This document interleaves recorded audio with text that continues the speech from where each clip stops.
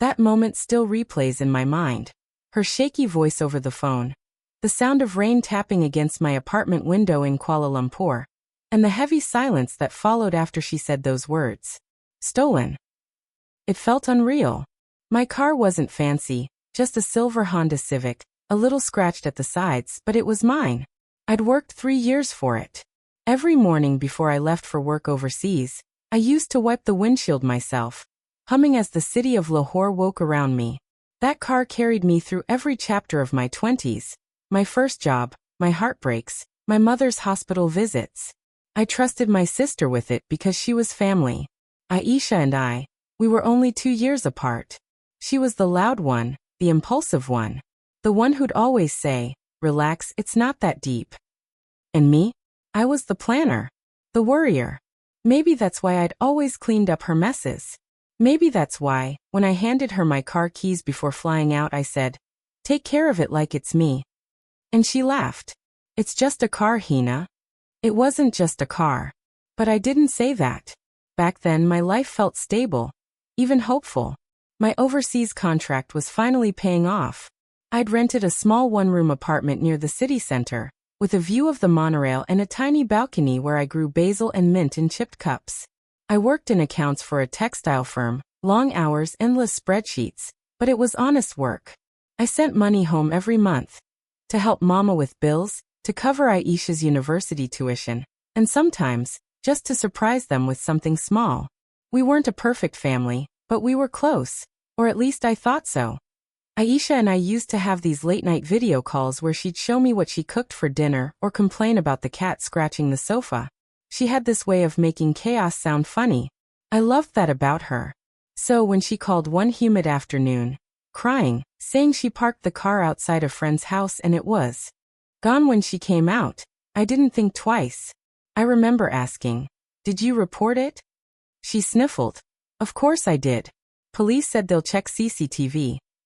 I sighed, rubbing my temples. "It's okay, Aisha. Cars can be replaced. You can't." And that was that. The weeks passed quietly after that. I went back to my usual rhythm, work, dinner alone, late calls with Mama. She sounded tired but calm. "Don't stress, Beta," she'd say. "These things happen." I believed her. But looking back now, I see all the little things that didn't add up. Like how Aisha suddenly stopped video calling me and only texted. Or how she avoided talking about the police report when I asked. Once, when I pressed her gently, she said, "You're acting like I planned this." And I had apologized. Apologized. I didn't know it yet, but the car wasn't stolen. It was sitting in another city, under a stranger's name, sold clean and legal. Before I left the country, I'd signed a power of attorney form, allowing Aisha to renew the car registration in my absence. It was supposed to make things easier. I never imagined she'd use it to sell my car. It took months before I began to suspect anything.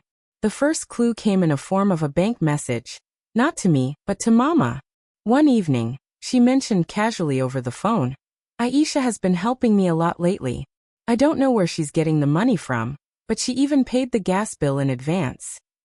I laughed then, thinking she'd finally gotten a good freelancing gig. But something inside me, a small flicker, felt uneasy.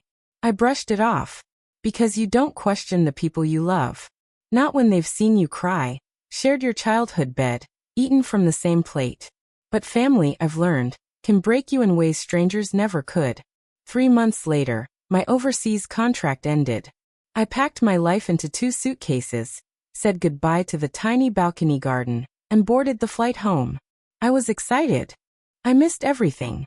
The sound of my mother's bangles, the smell of rain in our old neighborhood, even the noisy street vendors outside our lane.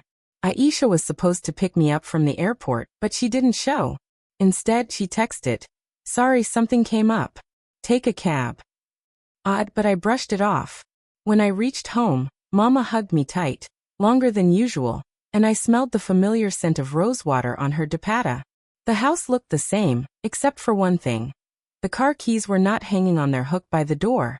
Later that night, when I asked Aisha if there had been any progress with the police about the stolen car, she avoided my eyes. "It's been months, Hina. They said it's impossible to trace now." Her tone was flat, defensive. "Can I see the report?" I asked. She blinked. "Why?" "Because I might be able to follow up." She sighed. "You're so dramatic." I threw it away. "It's over." I remember sitting there on the sofa, staring at her, really staring, for the first time in months. Her hair was different, shorter. Her nails painted black. There was something unfamiliar about her, something colder. Mama entered the room just then with tea, her eyes flicking between us. "What's wrong?" she asked.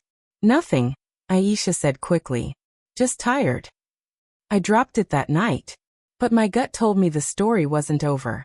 Sometimes the truth doesn't shout. It whispers. And if you're too busy trying to be the good sister, you might miss it. The whisper came the next week, in the form of a phone call, from a number I didn't recognize. "Hello, is this Miss Hina?" the voice asked. "Yes, who's this?" "I'm calling about the car you sold to me, the Honda Civic. The registration office needs your signature again." My breath caught. "Excuse me." He hesitated. "You're the owner, right? The one who signed the transfer papers." My hand went cold around the phone. "Can you send me a picture of the document you have?" He agreed. Time has a strange way of dulling pain, not erasing it, just softening the edges. A year later, I found myself back in the same city, sitting in a small cafe, watching the rain hit the window. I was driving a used Corolla now, one I'd bought with my own savings again. It wasn't new, but it was mine. And for the first time, that felt enough. Mama's health had stabilized.